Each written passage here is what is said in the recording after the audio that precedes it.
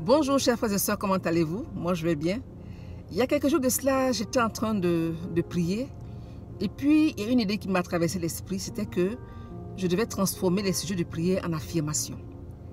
Et donc je commençais à affirmer des choses. Par exemple, au lieu de dire Seigneur ouvre-moi des portes, j'ai dit les portes s'ouvrent au nom de Jésus. Au fur et à mesure que je faisais ces affirmations, il y a quelque chose qui s'est passé. J'étais un peu mal à l'aise pour certaines affirmations. Et puis, je me suis interrogée, je me suis dit, pourquoi je suis mal à l'aise? Et c'était comme tout l'esprit me dit, mais c'est parce que toi-même, tu ne crois pas en ce que tu dis. Tu ne crois pas en ce que tu dis.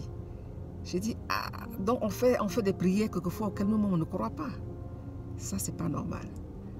Et si ça arrive, il faut qu'on soit un peu plus sûr de ce que nous demandons à Dieu. Parce qu'on ne va pas demander des choses auxquelles nous-mêmes, on ne croit pas. La Bible dit que celui qui s'approche de Dieu doit croire qu'il existe. C'est vrai pour Dieu, mais c'est vrai pour tout. Tu ne peux pas espérer attendre quelque chose pour laquelle à laquelle tu ne crois pas. Si tu ne crois pas que quelque chose existe, comment tu peux demander ça au Seigneur? Donc il faut que ce que nous demandons, que déjà dans notre esprit, que cela soit comme une réalité. Maintenant, pendant qu'on fait ces déclarations, des choses peuvent se passer. Par exemple, on peut être mal à l'aise devant une déclaration parce que le Seigneur met, pendant qu'on fait la déclaration, le Seigneur met dans notre cœur quelque chose, une sorte d'inconfort. Et ça peut être dû soit au péché, à un péché que Dieu veut qu'on abandonne. Ça peut être dû aussi à une attitude qu'il veut qu'on abandonne. Parce qu'il y a la peur, l'hésitation, la procrastination, le fait de remettre chaque fois à demain. Dieu peut exaucer une prière, hein, mais parce qu'on hésite, on a peur, on ne voit pas. Et même pour certaines personnes, Dieu va leur rafraîchir la mémoire sur des occasions qu'ils ont ratées. Pas parce qu'il n'a pas exaucé, parce qu'ils n'ont pas su prendre l'exaucement au moment où il fallait. Ils ont hésité, ils ont eu peur, ils se sont posé 10 000 questions et ils n'ont pas avancé, ils n'ont pas fait un pas en avant.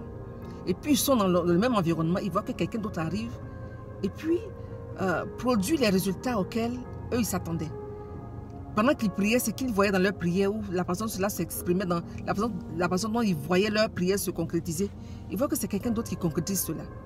Parce que la personne a été plus courageuse. Pas parce que la personne est forcément plus intelligente, non. Mais plus de courage. La personne n'a pas hésité.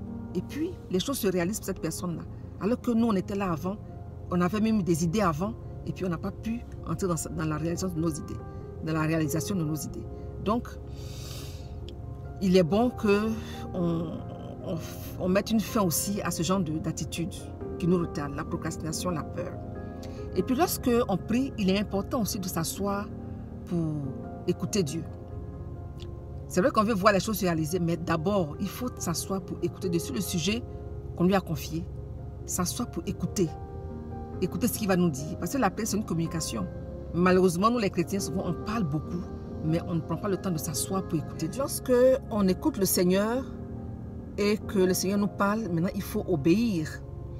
Il faut obéir, même si les instructions qu'il donne ne correspondent pas au résultat qu'on attend, au résultat final auquel on s'attend, il faut obéir. Parce que vous savez, l'intention de Dieu n'est pas toujours dans l'instruction qu'il donne. Dieu peut te dire fais une chose, mais l'intention qui est derrière, ce n'est pas forcément que tu fasses cette chose-là et que tu t'arrêtes là. Non. Je prends un exemple. Lorsque Dieu dit à Abraham, sacrifie Isaac, ton fils, est-ce que Dieu voulait que Isaac meure? Non. Mais pourtant, c'est ce qu'il dit. Il donne une instruction, sacrifie Isaac. Mais l'intention qui est derrière l'instruction, c'est de prouver la foi d'Abraham. C'est de prouver la foi d'Abraham. Donc, vous voyez, quand Dieu donne une instruction, il faut obéir. Parce que ça ne dit pas toujours tout. Obéir pas à pas. Pas à pas. Abraham l'a fait. Il a obéi et Dieu lui a dit non, arrête. Ne fais pas de mal à ton fils. Ce n'était pas mon intention. C'est vrai, c'est l'instruction que j'ai donnée, mais ce n'était pas mon intention. Et donc, quand Dieu donne une instruction, il faut obéir. Il peut te dire, va dans tel endroit où fais telle chose, ou va accepter tel boulot. C'est pas ce que j'ai demandé, Seigneur, mais accepte. Accepte, parce que c'est en acceptant le boulot que peut-être tu vas rencontrer quelqu'un. Il y a plusieurs possibilités. Tu vas peut-être rencontrer quelqu'un qui va te donner l'information dont tu as besoin pour accéder au boulot auquel tu rêves. Voyez-vous? Et donc, il est important, quand on prie, d'obéir.